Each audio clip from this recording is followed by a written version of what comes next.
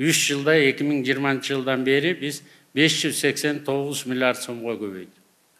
То есть 3 жылда биз мурунку 10 жылга караганда андан 1,5 эсе көп экономикабызды өстүрүүгө жетиштик.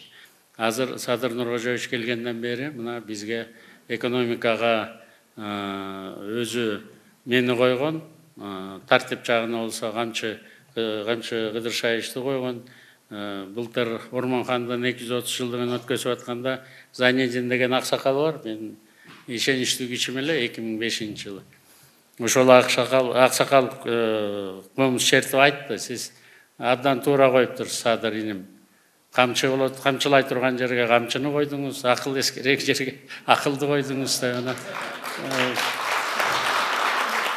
Азыр Садыр Нуркожоевич дагы жанагы келинчегин, шопурун, анан бир туугандарын аралаштырбай, мына финанс экономисттерди, Алтынбек Аскаровичтай профессионалдарды коюп койду эле, ордорду менен баратабыз да.